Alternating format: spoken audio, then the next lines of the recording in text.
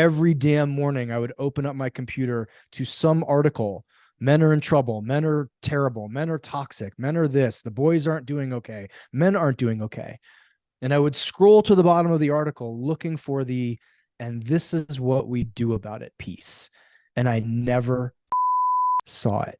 We've gone through a little transformation in the last couple decades where the man's role, the man's conversations, the man's feelings and thoughts are kind of not talked about very often. And if they are, a lot of times they're talked about in a way that may or may not be the way that it actually is or exists. And I'm just interested in the trend of where we see men's health, men's opportunities, being a man, any of that type of stuff really resonates with your audience and how you see that trend going. I mean, we are at so many odd junctures, Scott. Like we are at the call for men, right? Is, hey, things haven't, we've needed something from you for a long time. We got that thing. We needed you to be strong. We needed you to be stoic. We needed you to fight wars. We needed you to fight fires. We needed you to, and this is harsh, but we'll just dive right into it. We've needed you to be the ones to kill and die on behalf of society. Now, what we need you to do is grow in your emotional intelligence and grow in your emotional capacity. Now, here's the conundrum. We want you to do that to a point, but not so much that you lose the edge of what I said first, in case we need you to do that again real fast. So we're in this we're confused about what to do with men in Western society. Therefore, so many men are confused about how to, quote, be a man, or what is the job title? That's something that also comes a lot with us that isn't spoken a lot. We have a job description.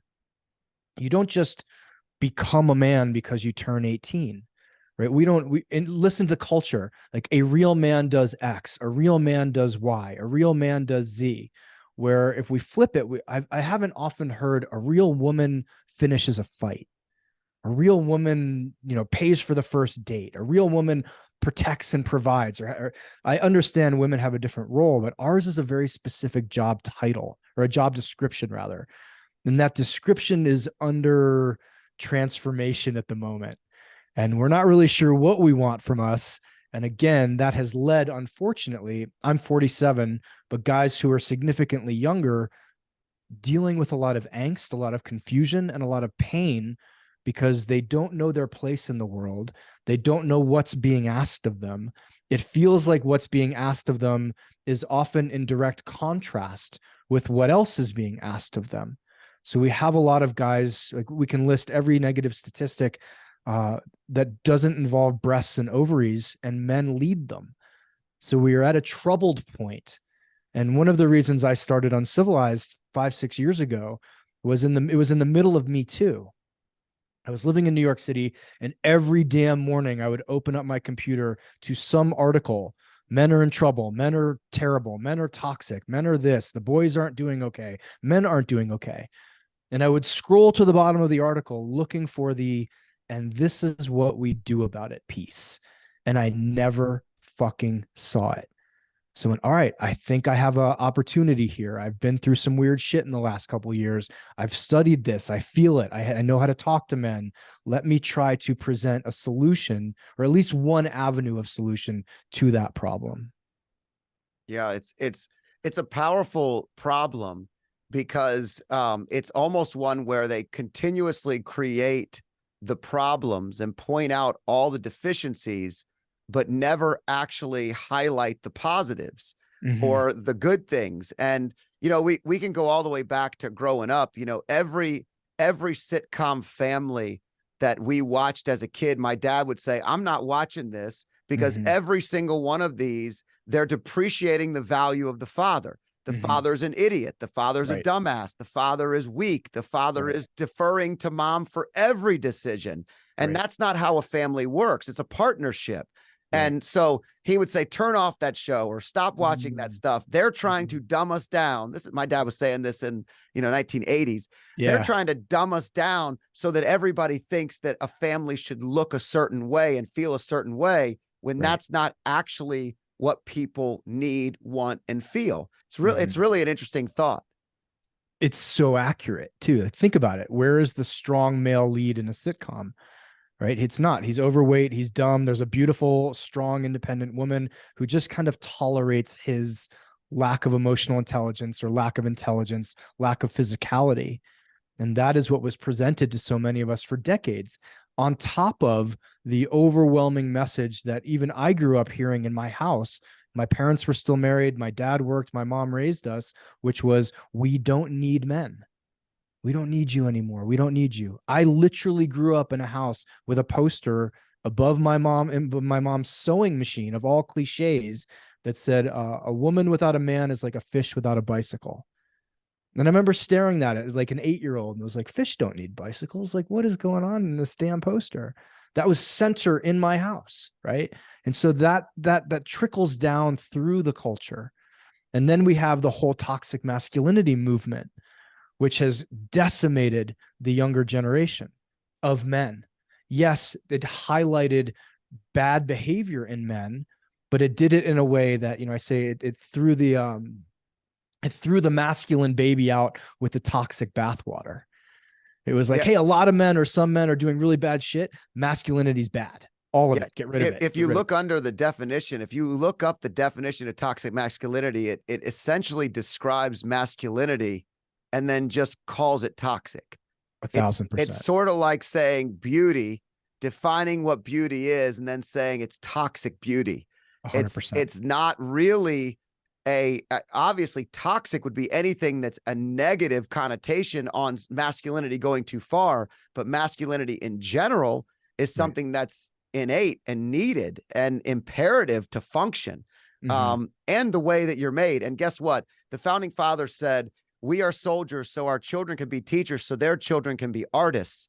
And Mm-hmm. after every generation of artists, there Mm-hmm. usually is a need for soldiers again. So what ends up happening is, if we soften to the point where we free up everything and we forget where freedom comes from, Yeah. soldiers have to fight again and men become hard again and generations change. And Mm-hmm. it's a cycle, unfortunately, that we don't want to have to live, because we'd not like to see those things. I'm Yeah. curious, Traver, why did your mom have that? What was the background in that? Why do you think she had a predominant like draw to those types of posters? My mom was a diehard feminist. And I understand the culture she grew up in, which was in the South, was very constrictive to women. And in her time period, when she was growing up, there weren't a lot of opportunities for women specifically. And so I grew up with the notion, I grew up understanding, I'm so grateful for feminism. My sisters, are both brilliant, college educated professional women whose options weren't only flight attendant, teacher, secretary, Right, nurse. They right. had all of these options. If their boss sexually harassed them, they could file a suit. It was illegal. I'm so glad for the legal ramifications of it. But it made it a tough house to grow up in as a man, or as a young man who had two older sisters. So yeah, that was her leaning. Um, it was hard, and I'm sure it colored a lot of why I do what I do now. But what it really did, Scott, was it had me at 40 come to an awakening. When my life fell apart externally in a number of fashions, it led me to ask the question, what is a man? Who am I? Period. And then second or thirdly, here's the most important question. Who am I as a man? I had not, that question was as foreign to me as anything you can think of up until that point. And I think it is for a lot of men. We don't have this sit down at 16, 17, 18 and go, hey, by the way, we're going to take you out in the woods. We're going to leave you there for a couple days. We're going to give you some peyote and a knife. You need to come back with like a dead deer and the thing from the top of the mountain. We're going to give you a new name. We're going to teach you what it means to be a man. We're going to tell you of the new responsibilities that you now have as a man and the new opportunities that you have as a man. That part's all missed. We get drunk on our 21st birthday. We try to have sex on our 18th birthday and go, cool, now I'm a man. Right. So we missed out on that whole initiation, which leads to even more challenges. But even if we were initiating men, we're initiating men now into a culture that, as you said, like puts us down, in the same vein asks us to rise. And so we have this clash of cultural ideology. Men are trash. Men need to sit down. Men need to shut up. Men need to get out of the way. Right. I remember when that APA study came out defining toxic masculinity. It was like risk taking, stoicism, leadership. And even I don't even think they had aggression, but it was those three biggies that stood out to me. And I remember this because a week later, all of California was on fire, like literally on fire, not figuratively on fire. And there were not protests as the firemen drove and put their lives on the line and led and were stoic and risk taking. I did not see the entire culture with signs going like, stop going to the fires, you toxic masculine men. It was, thank you so much for risking your lives, for risking your friendships, for risking your health, for putting your ass on the line to fucking save us. Suddenly the APA got real quiet. And so I said, that's the conundrum that we're still battling societally. Yeah, it's crazy. I mean, to a lot of times what happens is the result, people want the result of the male that was raised the way that a man needs to be raised, but they want to try to change the recipe. So it's like creating grandma's favorite spaghetti sauce that was impeccably perfect, but you want to dump a couple of cans of Hunt's tomato paste in there and think you're going to have it. And it's a gentler way. It takes less time. It's a little bit more open. And, you know, we've had these conversations around the dinner tables with family members and different people where it's like, hey, I like the way that these men are turning out. These are good men. They're honest. They have integrity. They're strong. They're empathetic.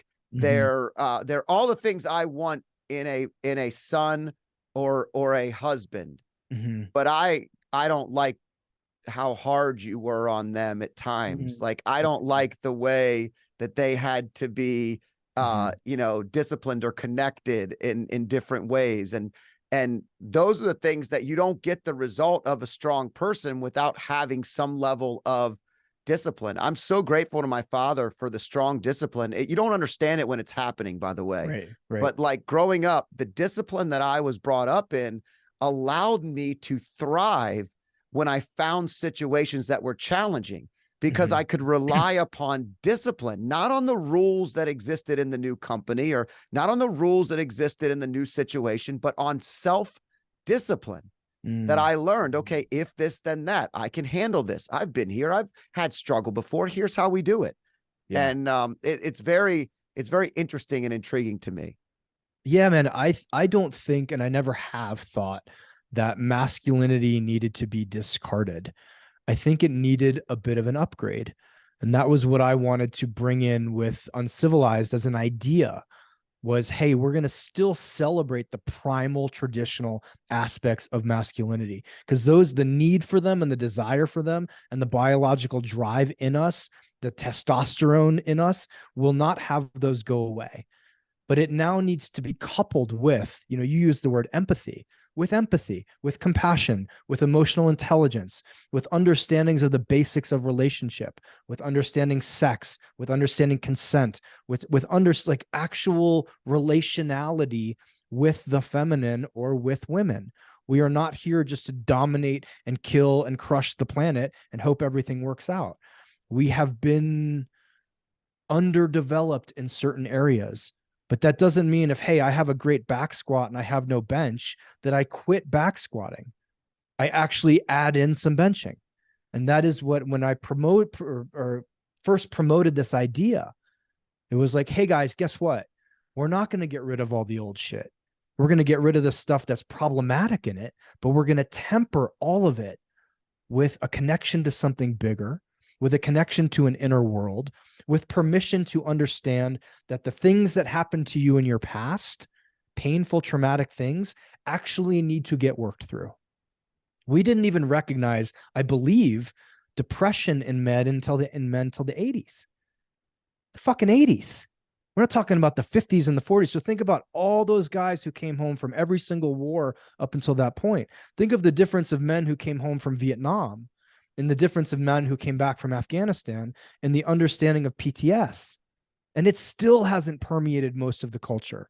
You go to any police department in the country and be like, hey, how many of these guys are suffering from PTS? And they'll probably be like, none of them. Why? Because if any of them bring it up, they get demoted or they get taken off the line, right? They lose their actual jobs if they bring forward something that they're having a challenge with emotionally. That's in the culture. Just like we hear from a lot from women, I want a more emotionally, I want a more vulnerable man. I want a more sensitive man. Okay, cool. And I've asked this to groups of women. If women listening to this, if you're like, yeah, that sounds great. I would love a more emotionally intelligent, sensitive man, a vulnerable man. Okay, I'll ask this question. What if you have a guy that cries twice a year? Like, oh, that'd be so beautiful if he expressed himself that way and I got to feel him that way. I'm like, cool. How about once a month? And it's like, well, yeah. That'd also be, and we'd connect over our deep heart. And I'm like, cool. How about once a week? How about twice a day? Would you be okay with that? Like strong, you want the vulnerable, sensitive man? What if he cries every hour? Now it's like an instant, like whoop change. Like, no, that's a weak man. I don't want him. I want a leader. I want such and such. So again, there's Well, it depends confusion. on what you're crying about. At the end of the day, the other thing is if you think that we've had to adjust and adapt, one thing that I don't think is probably talked about very often is what about the changes have what about these particular changes have happened across the other gender when we talk about women in general, right? Mm, Women are immediately turned off if you're crying about something they don't find it's appropriate to cry about. If you're crying about something they find it's appropriate to cry about, by all means, that's okay. But if you're crying because you had a bad day at work, I can tell you right now, guys, and any of the ladies listening, please help us understand better. But I don't believe that you're going to be very excited about your man being in that way, being yeah. that vulnerable. That's a vulnerability line that immediately becomes a turn off. You're not attracted to that. So we Yeah. have to remember that these are things that are truthful. We can talk about whatever we want to talk about and make it whatever we want to make it. And people can lie to themselves and all their friends. But the reality is, we all know people that got too sensitive and too vulnerable and it flipped on them, and it's Mm-hmm. not a benefit. They end Mm-mm. up getting left, getting cheated on, having to getting taken advantage of. And you know what their wives say? Their wives say something along the lines of, well, he just he wasn't really there for me the way I needed him there. Or, I mean, this happens all the time. We're in our mid 40s. We Yeah. all have friends that this has happened to. Yeah. Over and over and over again. So this is great. So I'm going to steal that because I would imagine now sitting in front of a group full of women and saying, okay, your man's father just died. Do you want him to share that and express that and be with that grief? And they'd most likely say yes. And that'd be a very Absolutely. human thing to say. Now, your man comes home and says, hey, my female boss scolded me via email.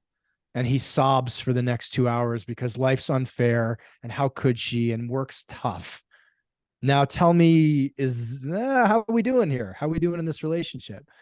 Because what we also, the reason I brought up earlier, the primal and the divine is my two pillars on some level, we all want to feel two things. This is from my teacher, Dewey Freeman, who's a savant with horses. The first time he said to me, horses need to know where they fit in the pack and are they safe? And I remember thinking, sounds a lot like women. And then my next thought was, sounds a lot like men. And my next thought was, sounds a lot like all of us. And so, do you feel safe? And guys, listen to this.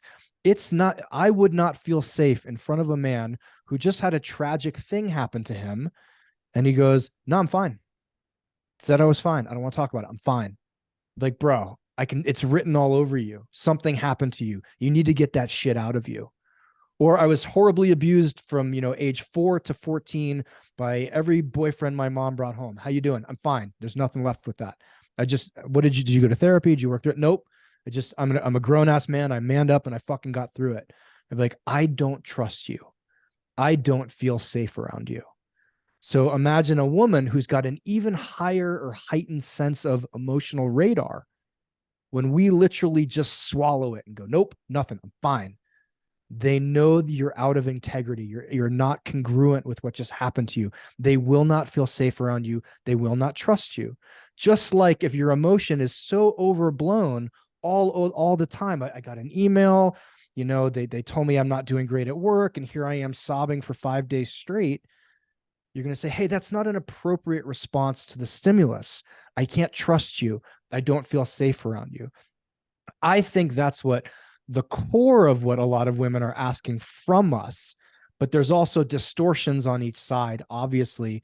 And when men, it happens over and over and over, Scott. I've talked to thousands of guys who have said, my partner told me to open up and be more vulnerable. I did. 2 fights later, that was brought up and used against me. A And hundred so percent. what did A I learn? hundred And percent. this is our logical male brain. Our logical male brain goes, cool, I'll never do that again. Yeah. You've just taught me a lesson. I'll What are you never do it again. what are you gonna cry about it? What are you gonna how weak Exactly. can you possibly be? There is no Exactly. boundary. Those things are going to happen. And the reality is it remember the directions and the changes that we talked about that needed to be made are things that everybody will agree on.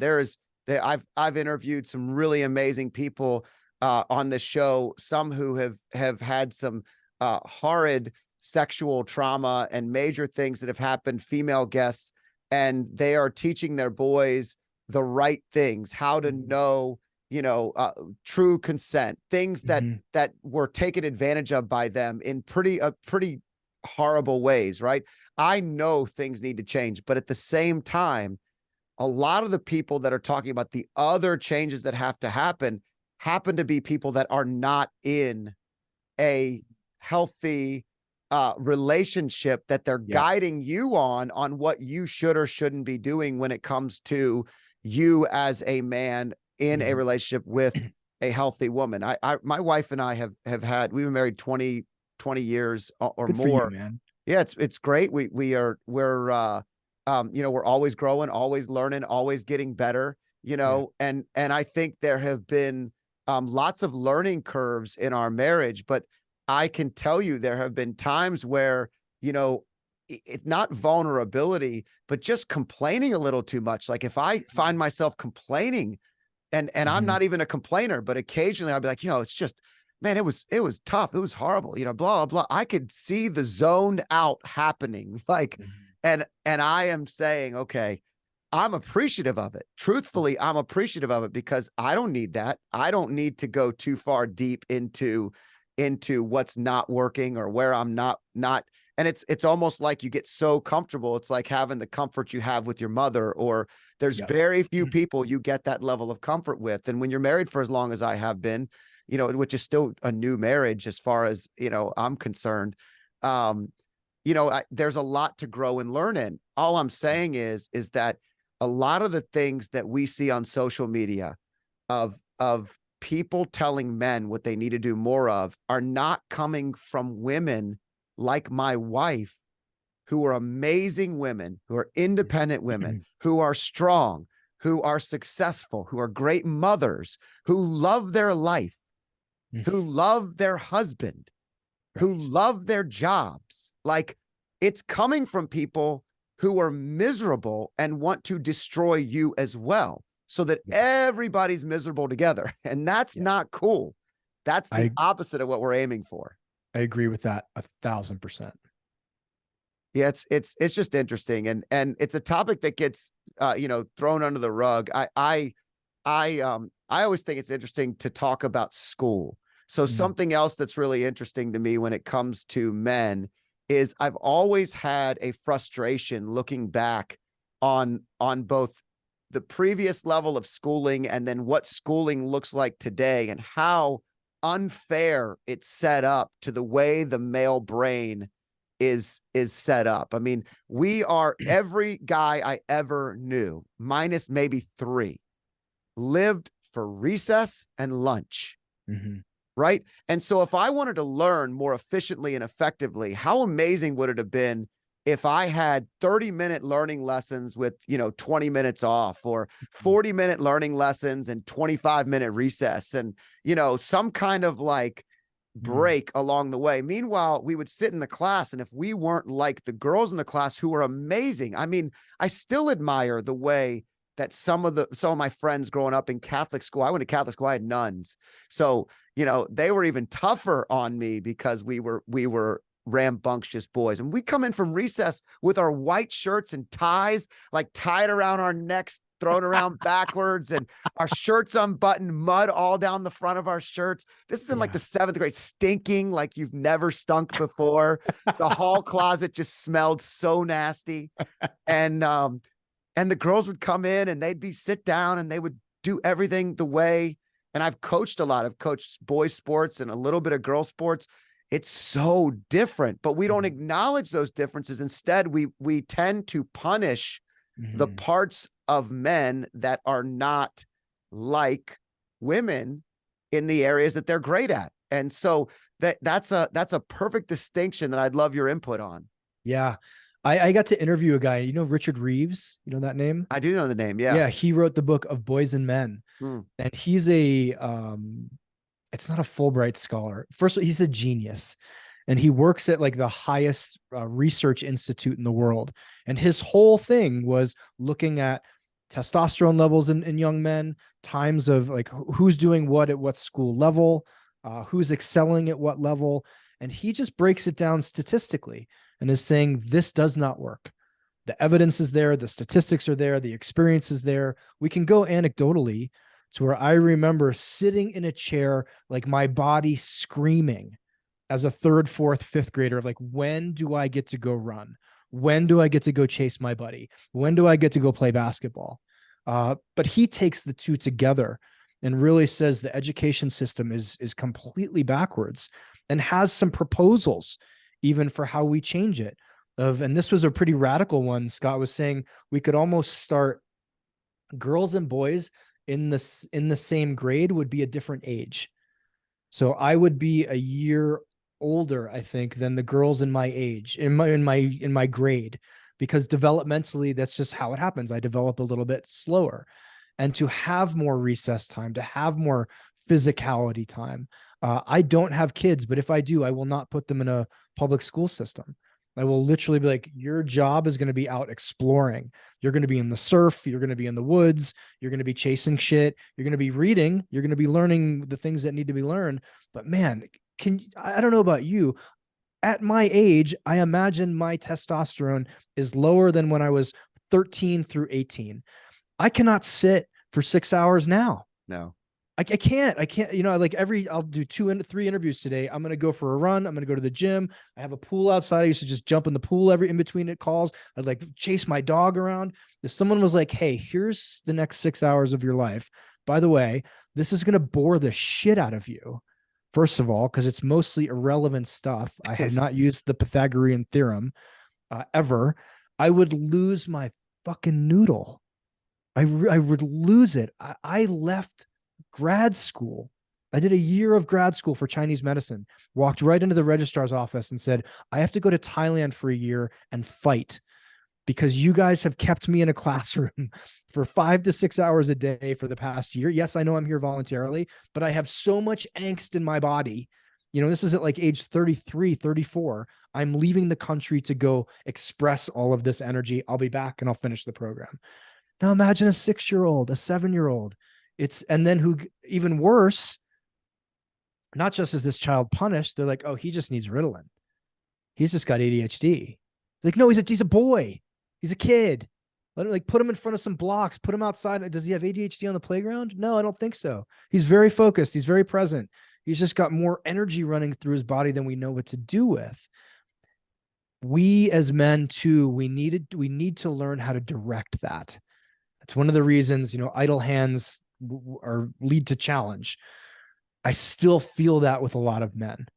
This is why we come back to the age old, like, why are you here? What are you building? It's the very first chapter of my book. What are you building? Yeah. You Purpose. naturally have a lot of fucking energy in your body. What are you going to do with it? I guarantee you, if you sit in front of a computer, if you smoke dope and play video games, if you jerk off to porn 4 times a day, you will not be okay. You got to get out there and start doing some stuff. We are the doing species. Yes, we need to learn how to be. I need to learn how to be empathetic. I need to learn how to be kind. I need to learn how to be compassionate and relational. But I don't throw out the doing part of my life just to bring in the being part of my life. That, and I'll say this, that is the way of the feminine. And it doesn't work for most men. And we're watching the failed experiment of how many guys in their 20s have dropped out. How many guys in their 20s are now suicidal that weren't before? How many guys in their 20s are depressed, are not interested in relationship, are not having sex, are not working jobs, are not functioning members of society because the experiment has failed. How We about just won't recognize it. how about depreciating men to the point where we have depreciated the jobs that only men do to the point that no men want to do them. So Right. this is a challenge. We have a problem with trade schools. You know, we can't get enough men to do trades roles. I have a good couple of friends that own HVAC and electrical companies, highly successful. Guys are making 70, 80, $90,000 a year in a market where that's a pretty great salary. And kids are going to college and coming out and not making that for 9 years, 7 years, 6 years, right? But we've depreciated that. And the gap between the number of young girls getting accepted to college and young men getting accepted to college is continuously decreasing for men and increasing for women, which is great. Like, in a lot of ways, I'm glad to see education rewarding those that are most dedicated, and that's a positive. But the negative is that gap of punishing men and depreciating the value of the things that make them good or special or unique are actually depreciated to the point where they end up unemployed and non-productive. And what you're really talking about is purpose. I sat in a restaurant. I went to a bar a couple of weeks ago. It was at the bar at a restaurant, and there was a young couple sitting next to me, and they really reminded me of my wife and I. I mean, they were super young. They were engaged. They had a long distance relationship. You could hear them, and they were playing like, "Would you rather have more time or more money?" And it was honestly, it was playful. And it was kind of nice to listen to because I was there alone. I was up there for a soccer game I had to go to for one of my boys, and my wife wasn't coming up till the next day. So I was killing that evening, and I'm sitting at the table, and eventually I was like, guys, I got to interrupt. And they started talking about something, and he had said something about being a stay-at-home dad. And I said, is that really what you want to do? And she's like, well, I want to be a stay-at-home mom. And I was like, well, you guys have a problem. Because if both of you want to be stay at home anything, it means that one of you is not producing and you're not protecting the other. And I looked at him and I was like, she wants you to produce and protect. She might not be saying that right now. And she's like, oh no, I'm saying it. That's what she goes, oh no, I'm saying it. And he's like, and I said, and I go, dude, do you really want to like retire? You just started working like last year. Like, you're in your first year of work. You're 21 years old. What are you retiring from? And he's like, I don't know. I just want the freedom. And I was like, that's not freedom. That's doing nothing without purpose. And you're going to find yourself very uncomfortable. When you put energy into impact, when you put energy into purpose, into something bigger than yourself, you're going to be providing and protecting and feel better. And because you feel better, you're going to be a better husband and a better father and a better man in general. So I'm not, and by the way, I have friends that stay at home and have taken care of their families. Their wives are For sure. senior executives, unbelievable women. I am not judging a family and their choice. What I'm saying is a young couple both saying the same thing. The dude is confused because it's his job to go do that. And if he doesn't know that, he needs to figure it out pretty damn quick, or she won't be sitting next to him very long. Yeah. And he is not, this is something I've told to a number of men in their 20s. They say, well, I just want to be happy. And I'm like, I got to be honest with you. I don't. I want to be satisfied. And I'm satisfied at the end of a hard day. I'm satisfied when I write something and I get emails back saying, thank you, that changed my life. I'm satisfied at the end of a fucking hard workout. And maybe I'm old school and maybe this is like, get off my lawn, or I grew up in a time when that was more celebrated. But that feeling of satisfaction to me lasts and is deeper than a feeling of happiness.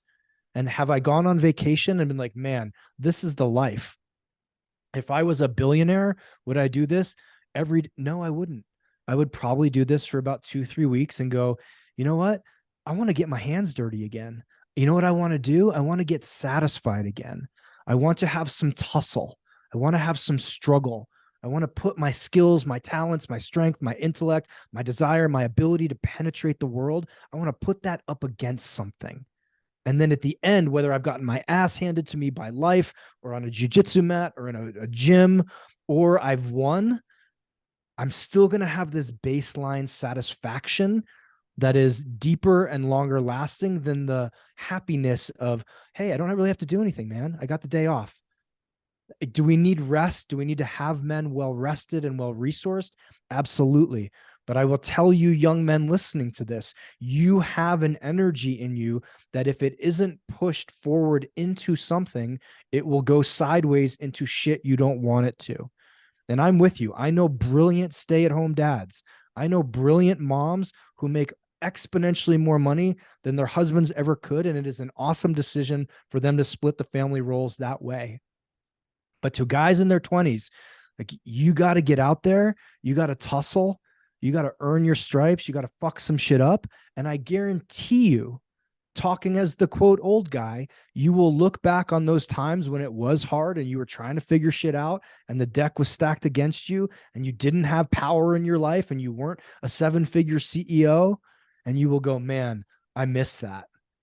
I miss those early days of like cup noodle in a 1-bedroom apartment, just trying to feel like, I don't know, I don't have my ass from my elbow right now, but I was going after it, right? I was trying, I was giving my all.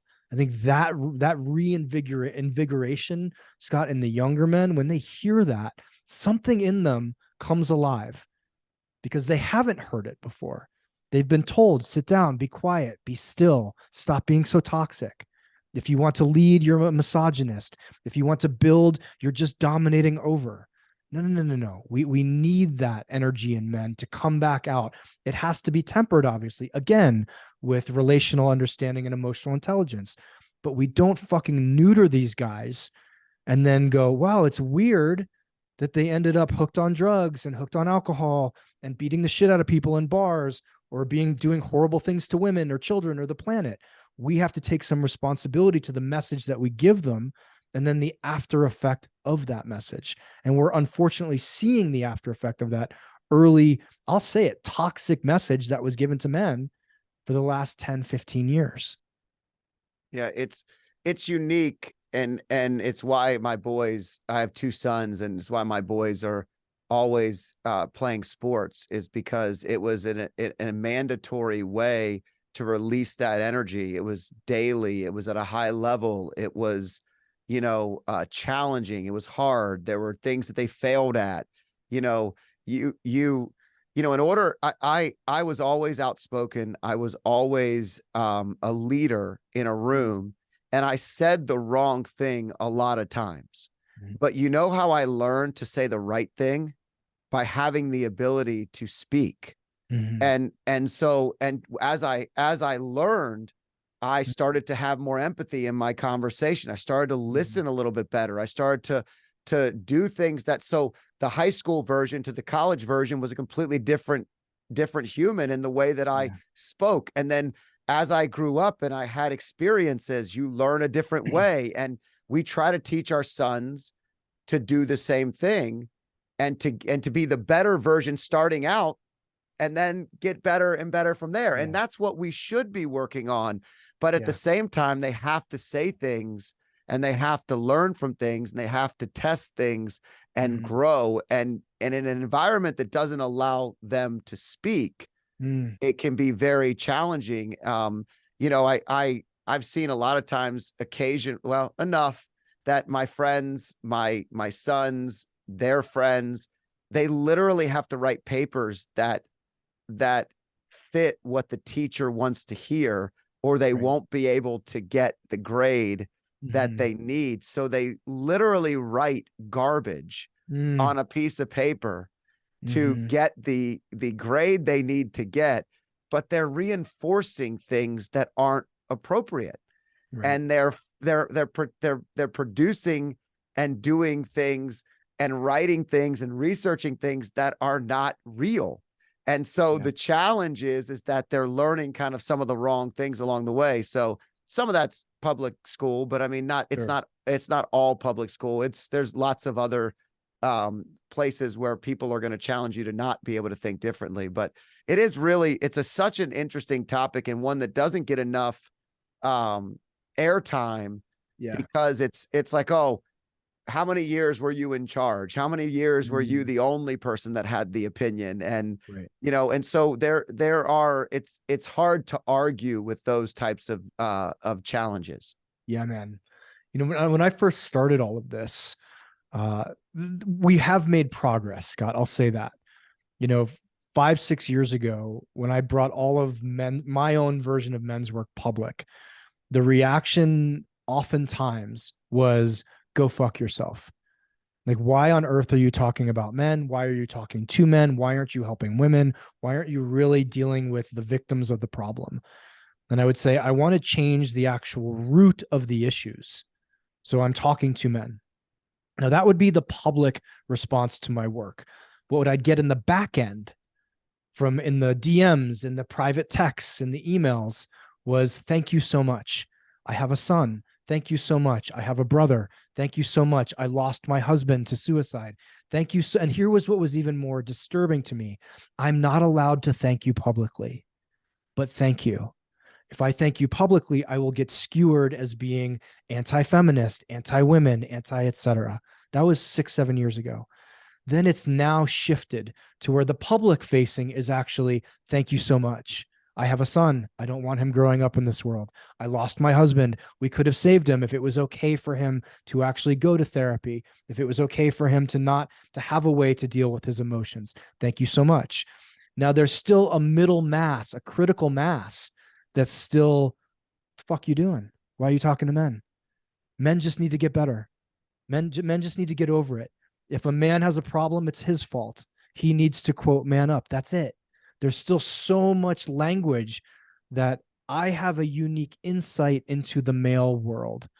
I have a very unique insight into the level of trauma that so many men, I would say most men, but so many men are walking around with at 30, at 40, at 50, at 60, that will say in a group setting, this is the first time I've ever told anybody about this. They're like, oh, you're on your third marriage and your fourth trip to rehab. I have a funny feeling why I know why these things haven't worked out for you. You've never talked about this horrible abuse that you lived through. Now I can still take that publicly, and a good chunk of the population's like, too bad. They should have figured that shit out on their own. We haven't really fully opened the door or the invitation or made the opening to men to say, most of you have trauma. Now, I don't want you in therapy for your whole life. I don't want you wallowing in victimhood, but you got to deal with that shit. That thing that happened, it's still fucking you up. The proof is in the evidence. The proof is actually in your life. So go handle that. And by the way, it may not be standard therapy. You may have to be in a men's group. You have to be at a men's workshop. You have to be surrounded by your people so that when you hear another man say, I was raped as a 4-year-old by my stepfather, and you've had that same experience, and people turn to that man and go, thank you for sharing that. I'm so sorry that happened to you. That rewires that second guy's brain who thinks, if I share that, I'm going to be put down. I'm going to be called a wimp. I'm going to be told I should have fought harder, even though I was 4. Right. That's how we deconstruct the challenges of the culture. But we got to get to the root of it. And we need to have men actually have permission to admit that they're struggling without us societally putting up a hand and being like, well, go deal with that. Man up, figure that shit out. You should have solved that problem. Hey, with what tools, with what app? No, don't worry. We're not going to give you any tools. You got to figure that shit out. But That's that's so what you're much of the working core on. of this. When you're helping men, you're actually also helping women. A At the end of thousand the percent. day, at the end of the day, A so many of these thousand men percent. just needed someone to show interest in their lives so they could show up to be a father, so they could A show up to thousand be a percent. husband, so they didn't leave their wives, so they Yeah. didn't leave someone who believed in them, loved them, gave all of themselves to them, had a child with them, and then they're alone. The Right. single, the single mother, the single motherhood issue in today's society is a major problem. And Frederick Douglass said it's better to build strong boys than to repair broken men. It's Mm-hmm. very important to build strong boys. And if you're going to build strong boys, you have to have strong men Mm-hmm. to It's our show them job the to build way. those strong boys. Yeah, Right. definitely. It's very difficult for strong women to build strong men. They That's not, can't. it's very, very difficult. I don't I think would, it can be done. It's it, not their job. there has to be other outside influences. There has to Yeah. be somebody that's guiding them. There has to be somebody that shows them that there is a difference in the Yeah. way that they function. And it's also, they need to be checked. I mean, a man with all that testosterone and all that challenge and all that excitement we talked about as schoolboys, right? Mm-hmm. Like, it's good to have another dude stand up and be like, yo, I'm bigger, I'm stronger. You will not do that. Mm-hmm. And they don't look at their moms the same way. They don't look at, peers the same way. But a Mm-hmm. strong male figure will provide them with accountability that will Mm-hmm. help them want to be better. You Mm-hmm. know, as a father, one of the hardest things, this is a subject that I'll bring up because it's interesting, and you can take this on another show. You could talk about it with other people. I think it'd be super interesting to hear on the outside. The hardest part about being a dad is realizing that if you're raising your sons to be the kind of men they need to be, that as they get a little bit older, they start to push you further away, because for them to be an individual and a man, Yeah. they cannot rely on you too much. They can rely on you as a backbone. I can be a foundation, but mom gets a couple calls a day when they're away. I may not get but one, Mm-hmm. or I may not get any. And it Mm-hmm. might be 3 days. You know how it is. We wake up as men and we're like, oh my God, I haven't talked to my mom in like a couple of days. I better call her. I miss her, and you call her. She's like, oh, it's so great to hear from you. But we have to have like that. It's not like innate in us. Mm-hmm. Meanwhile, my wife would be like, you talk to your mom today? Talk to your mom Mm-hmm. today? Talk to your mom today? Mm-hmm. There's things that we help each other do and be. Yeah. But that separation is a really, really big challenge, because as a father with a great relationship with his boys, with Yeah. a lot of energy, it's probably the biggest challenge I have right now with the 17 and 14-year-old, is that, man, everything I have lived for has been revolving around building strong boys. Yeah. And now that they're becoming strong men, Yeah. that is a little bit of an empty feeling for a father, one I that you bet. deal with, one that, it's vulnerable to say those things. But the reality is, that that's what you actually live for. Like, there's a part of you as you drive away and they're doing something without you, you're like, that's awesome. They're Did prepared. my job. They're Yeah. ready. Yeah. It doesn't always feel good, but Yeah. it's the right thing. The Mm. more I keep them held down, the more Mm-hmm. they need me, the more they have to keep coming back, Mm-hmm. the less prepared they are to actually get out in the world and produce. Right. It's To so be okay in important. that world. Yeah. Yeah. If I can circle back real quick to what we were Please. saying, um, a strong mother will raise a strong human, can raise an empathetic human, can raise a good man. But it actually does take a man to teach a young boy what the job will be. I have utmost respect for mothers, but it's not your job. You cannot teach a boy to be a man because you've never been one. And that is the role of the father, or the role of the uncle, or the role of the elder. And we've disconnected that from society. We've disconnected the role of the father. We've downplayed the role of the father. Same thing with the sitcom. We've downplayed the role of the elder male in a male's life. One of the things that most young boys and young men crave is actually an older man saying, I see you. I see where you're at. You're doing great. I'm proud of you. I see you. He may be getting showered with attention from his mother, but it's just not the same. And now that statement alone will create a lot of anger and angst and like, how can you say that? I've been raising him. I get it. You've done a great job, but it is not your job to raise a man into a man. Period. Fucking period. We need older men for that reason. I do. I have elders at 47. I have older men in my life who say, I see you. I see what you're building. I'm proud of you. Or I see you fucking up a little bit. Guess what? I've been here for 30 years longer than you have. I have some experience. Stop doing that. You nailed it. We need to both be inspired, we need to be shown, and we need to be checked. We live in a different world than women do. I do not understand what it's like to walk the planet in a female body. I will never understand it. I remember the first time my sister explained to me walking down the street in Tokyo where we lived that she looks for exits, she looks for cars, she looks for people. She keeps track of all this shit to make herself feel safe. I don't think about any of that. But I walk the world in a very different way than women do. Different responsibilities, different requirements, different struggles, different needs. And if we can get back to the understanding that that doesn't put one hierarchically above or below the other, we just say it's different, then we can actually start to address the issues that are plaguing us societally. But if we sit here and argue and fight and be like, you're being a this and you're being a that, and why don't they just this and why don't, we're going to keep in the same cycle. It's like you brought up earlier, I think there are actually people who don't want to solve the problems, because if the problem gets solved, their identity would have to go to something else. I want to solve the damn problem. The subline of our movement is to end the unnecessary suffering in men. Why? The next line says, so we end the suffering caused by men. We don't get to end the suffering caused by men without first addressing the suffering in men. And so much of that suffering is feeling isolated, is feeling alone, is feeling like there aren't a crew of older men watching out, guiding, leading those young men, or a space for those young men to lead, to fuck up, to make mistakes, to trip on themselves, which we've all done 1,000 times, and have it actually be okay. I wanted to hit that. God bless women. God bless mothers.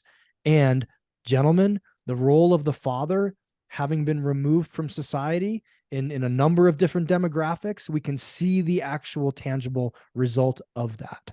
And it needs to shift and it needs to stop if we actually want to solve these problems.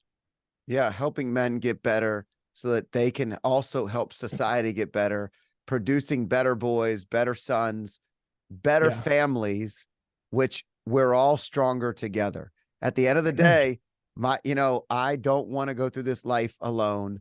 And I love having a partner, and I love that she thinks differently than me. And I love that we can lean on each other when we need it for different things. For sure. And some of those roles are normal, and some of them might be different. My dad still gives me a weird look when she drives and I'm sitting in the passenger seat. I'm like, Dad, it's okay. It's really fine. Like she's a really good driver, but it's all right.